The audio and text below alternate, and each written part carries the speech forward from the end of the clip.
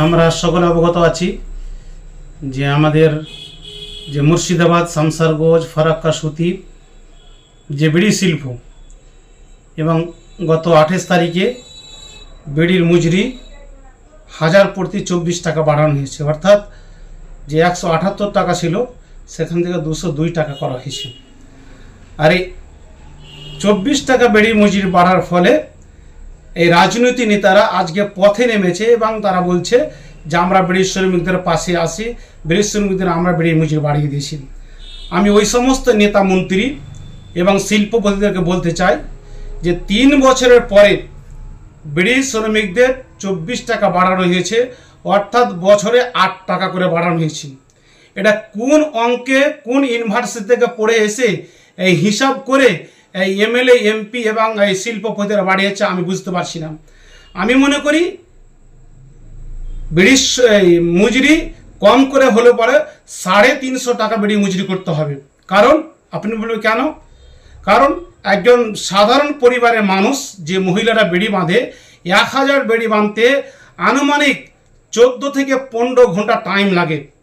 আর একজন লেবার সে 8 ঘন্টা ডিউটি করে সে 350-400 টাকা মজুরি পায়, সে পয়সা পায়। আর একজন বিড়ি শ্রমিক 14 থেকে 15 ঘন্টা বিড়ি বেঁধে সে 1000 কোনো রকম বিড়ি বাঁধে এবং 1000 বিড়ি বাঁধতে গিয়ে তার পাতা কমে, তামাক কমে, সুতা কমে দিয়ে এই জায়গাতে আবার 50 টাকা মতন তাকে ভর্তি হয়। শুধু তাই নয়, এই শিল্পপতিরা বিড়ি শ্রমিকদের যে শোষণ করছে, সপ্তাহে 1 দিন অথবা 2 দিন তাদের বিড়িগুলোকে বিনা অজুহাতে, মিথ্যা অজুহাতে বিড়ি ঠিক হয়নি, বিড়ি খারাপ হয়েছে, এই অজুহাত রেখে তাদের হাজার হাজার বিড়িকে ছাঁটে গন্তি করে নেয়, যে বিড়িটার কোনো তাদেরকে মূল্য দেওয়া হয় না। ফলে আমি মনে করি তথা এসডিপিআই মনে করে যে বিড়ি শ্রমিকদের কম করে হলো পরে 350 টাকা মজুরি হওয়া উচিত। আর এই শিল্পপতিরা এই বিড়ি শ্রমিকদেরকে এরা দাস হিসেবে, কৃত্যদাস হিসেবে এদেরকে রাখতে চায়। বিড়ি শ্রমিকদের জন্য কোনো ফ্যাসিলিটি নেই। আমরা জানি বিড়ি শ্রমিকদের জন্য যে চিকিৎসা ব্যবস্থা তারাপুর হসপিটালে করা হয়েছে, এই তারাপুর হসপিটালে সেই বিড়ি শ্রমিকেরা যে চিকিৎসা পেত সেটাও এই রাজনৈতিক নেতারা তারা সেটাকে বন্ধ করে রেখেছে। কারণ এই রাজনৈতিক নেতা এবং শিল্পপতিরা, আমাদের এলাকায় অধিকাংশ শিল্পপতিরা শাসক দলের সাথে জড়িত এবং তারা নিজস্ব সেই নার্সিং হোম খুলে রেখেছে। কারণ যদি বিড়ি শ্রমিকদের জন্য তাদের তারাপুর হসপিটালকে সে ভালো করা হয়, মেরামত করা হয় এবং তারা যদি চিকিৎসা সেখানে পেয়ে যায়, তবে এই শিল্পপতিদের এই হসপিটালগুলি তারা বন্ধ হয়ে যাবে, চলবে না।